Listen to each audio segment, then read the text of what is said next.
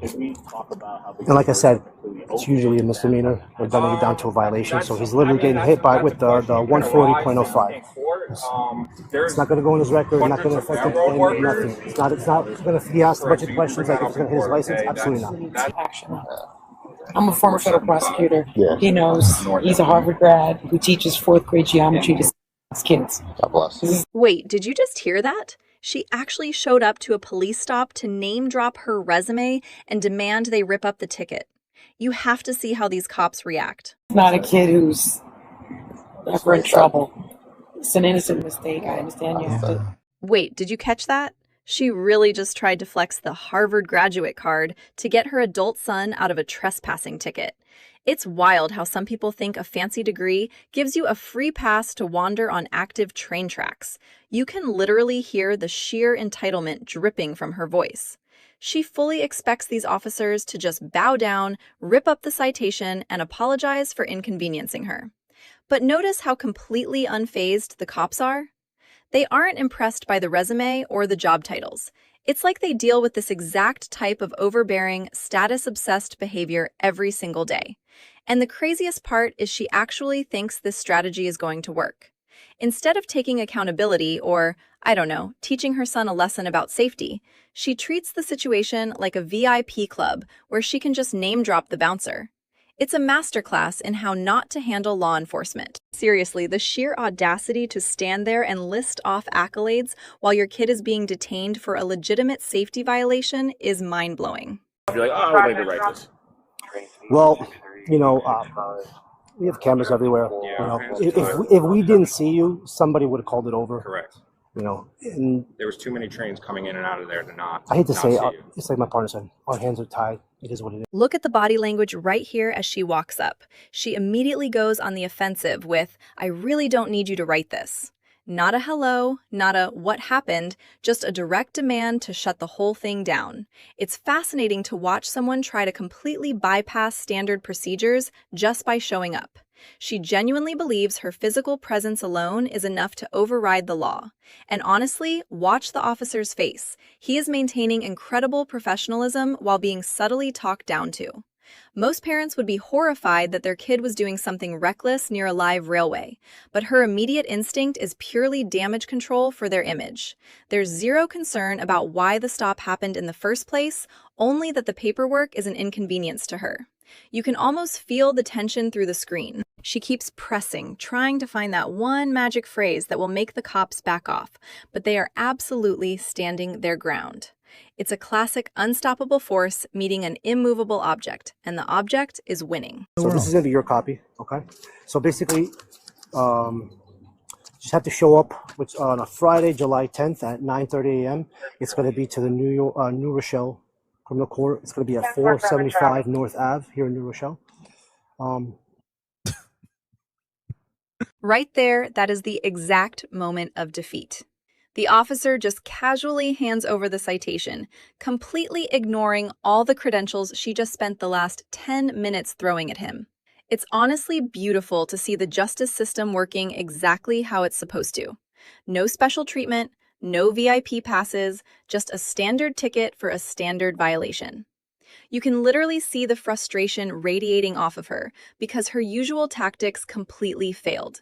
She threw the entire kitchen sink at these guys, the job titles, the schools, the attitude, and all it got her was a piece of yellow paper with a court date. Notice how she's still trying to argue even as she takes the ticket. It's like her brain cannot process the fact that she didn't win this interaction.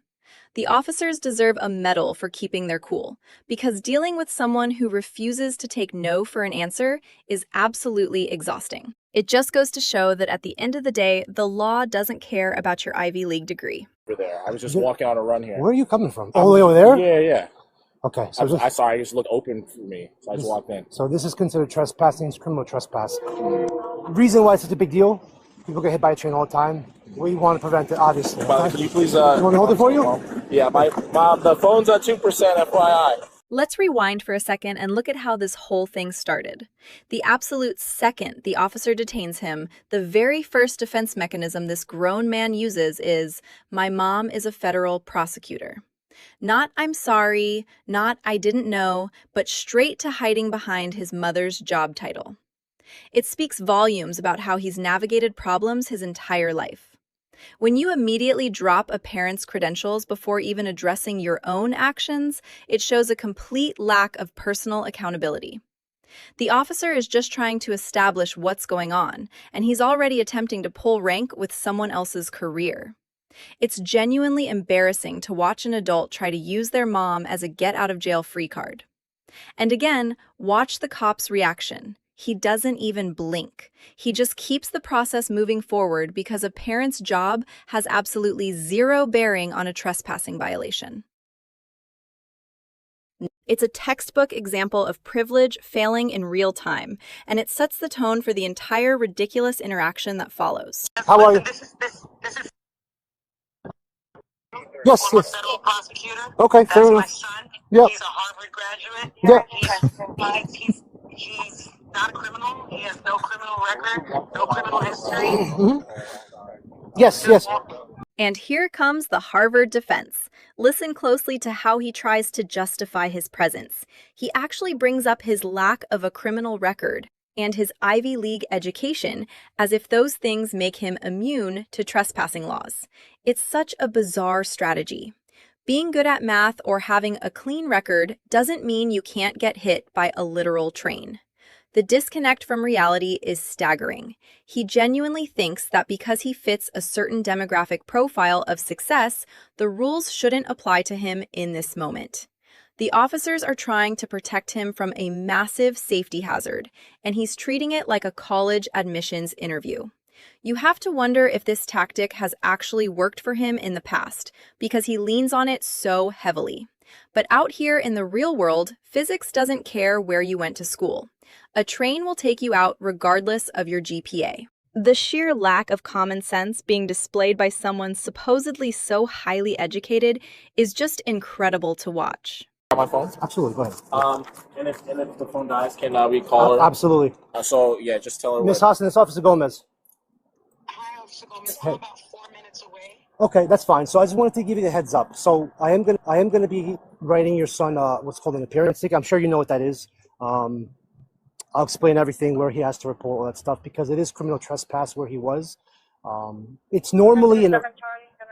Hold on for 1 second, miss. It's normally a misdemeanor. Obviously, we're cutting it down to the violation because... Now check out the officer handling the phone call.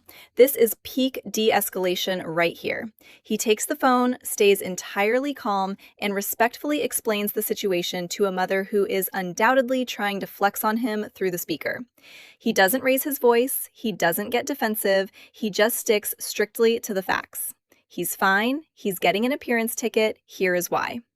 It's incredibly impressive how these cops manage to neutralize the entitlement coming from both sides.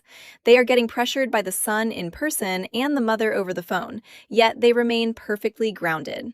You can tell this isn't their first rodeo with a high-maintenance family. They know exactly how to draw the line without escalating the conflict. It's fascinating to watch a seasoned professional completely shut down an attempt to pull strings, just by being relentlessly polite and by the book. This right here should be training material for how to handle people who think they are above the rules. Thanks for hanging out and breaking this down with me. Stay safe, stay grounded, and I'll catch you on the next one.